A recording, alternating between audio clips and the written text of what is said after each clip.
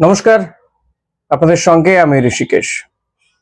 কালকে Argentina England ম্যাচটা নিশ্চয়ই অনেকেই দেখেছেন, আর যে দুটো গোল হলো সেই দুটো গোলের পেছনে নিশ্চয়ই আপনারা মনে করছেন যে সে দুটো গোল মেসি যে করিয়েছেন সেটা বোধহয় ফিফার প্রেসিডেন্ট ইনফ্যান্তিনো তিনি ওই গ্যালারিতে বসে রিমোট কন্ট্রোলে করিয়েছেন। কি তাই তো?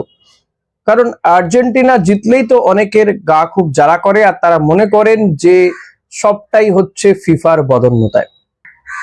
মেসির দেওয়া পাসগুলো নিয়ে কথা বলবো, কারণ মেসি আর্জেন্টিনা ইংল্যান্ড ম্যাচে গোল করেননি, গোল করিয়েছেন, এবং দুটো গোলের পেছনেই তার অবদান রয়েছে, এবং সেই অবদান কিন্তু ভোলার নয়। ম্যাচের একেবারে শেষের দিকে এসে ইংল্যান্ডকে 2-1 গোলে পরাস্ত করা। কিন্তু সেই বিষয়টা নিয়ে কথা বলার আগে গতকাল ম্যাচের ফার্স্ট হাফটাকে যদি একটু বর্ণনা করি, তাহলে দেখবেন যে ফার্স্ট হাফে কার্যত রেসলিং হয়েছে, আর সেটা শুরু করেছিল কিন্তু আর্জেন্টিনা। টু বি অনেস্ট, 19টা ফাউল হয়েছে, যার মধ্যে 12টাই করেছে আর্জেন্টিনা, 7টা ফাউল করেছে ইংল্যান্ড। রেফারিং অসাধারণ।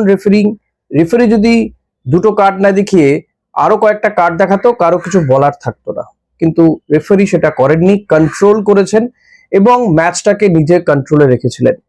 দুটো দলেরই প্লেয়ারদেরকে তিনি ইয়েলো কার্ড দেখিয়েছেন, একের বেশি প্লেয়ারকে ইয়েলো কার্ড দেখিয়ে ম্যাচটাকে কন্ট্রোল করার চেষ্টা করেছেন। এবার আসা যাক মেসির দুটো যে পাস, যে দুটো গোল করলো আর্জেন্টিনা 85 মিনিট এবং 90+ মিনিটে গিয়ে, যে দুটো গোলের জন্যই কিন্তু আর্জেন্টিনার এই জয়, আর জয়ের পরে তারা পৌঁছে গেল ফাইনালে। পরপর দুবার ফাইনালে পৌঁছে গেছে আর্জেন্টিনা, কতবারের ওয়ার্ল্ড কাপ উইনার তারা। মেসি যে পাসটা প্রথমে দিল, ভেবে দেখুন, যে পাসটা মেসি দিল এনজো ফার্নান্ডেজকে, বলটা ওই সেন্টার বক্সের কাছ থেকে বা কর্নার ওই কাছাকাছি আর কি, এবং এই যে বক্সের কাছে তিনি যেখান থেকে মেসি সাধারণত কোনাকুনি একটা শট নেন, সাধারণত বা পায়ে তার বল পড়লেই ওই জায়গা থেকে বাঁক খাওয়ানো একটা শট নেন মেসি। ইংল্যান্ডের ডিফেন্ডাররাও সেটাই এক্সপেক্ট করছিলেন যে মেসি বোধহয় ওরকমই একটা শট নেবে আর তারা ক্লিয়ার করে দেবেন, বাট না, এখানেই টুইস্ট। মেসি দেখলেন যে সামনেই এনজো ফার্নান্ডেজ রয়েছেন এবং তিনি একেবারে ফাঁকা রয়েছেন, সেখানে তিনি বলটা আস্তে করে গড়িয়ে দিলেন এনজোকে। এনজোর দুর্দান্ত শট আর গোল। এটার জন্য কিন্তু ইংল্যান্ডের ডিফেন্ডাররা প্রস্তুত ছিলেন না। এনজো তার কিছুক্ষণ আগে একটা জোরালো শট মেরেছিলেন, যে শটটা কিন্তু ফিক্সড করে বার করে দিয়েছিলেন ইংল্যান্ডের গোলকিপার, বাট এই শটটার তিনি কোনো দিশা পেলেন না। হাতের থেকে অনেক বাইরে বলটা ঢুকে গেল জালে, আর আর্জেন্টিনা সমতা ফেরালো, 1-1 হয়ে গেল, এবং সেই গোলটাও হলো কত মিনিটে জানেন? 85 মিনিটে।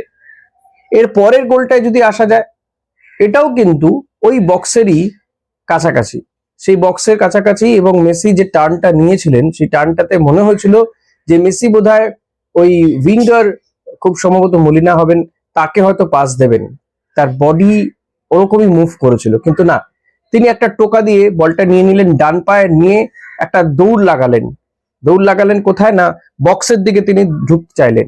ঢুকতে গিয়ে তিনি সেখান থেকে ক্রস করলেন ডান পায়ে, যেখান থেকে হেডে গোল করলেন লাউতারো মার্টিনেজ, যিনি কিছুক্ষণ আগেই নেমেছিলেন। উইনিং গোল।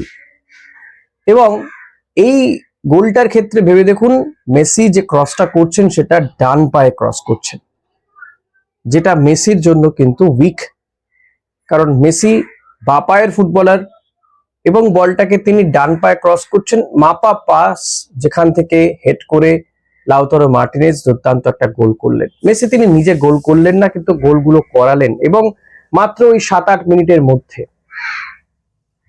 এই 39 বছর বয়সে এসে এমন একজন ধারাবাহিক ফুটবলার কতজনকে দেখা গিয়েছে আমি জানি না, আপনারা অনেক সিনিয়র লোকজন এই চ্যানেল দেখেন, তারা বলতে পারবেন। আমার তো মনে হয় মেসি হচ্ছেন the best, he is the king of world football. সর্বকালের সেরা ফুটবলার যদি বলতে হয় তো আমি তো মেসিকেই বলবো। আপনাদের কি মনে হয় সেটা অতি অবশ্যই জানাবেন।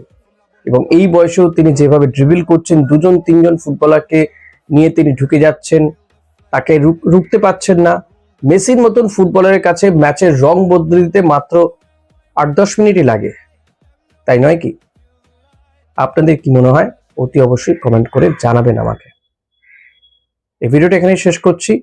ফাইনাল ম্যাচ হবে 19 তারিখে, স্পেন ভার্সেস আর্জেন্টিনা।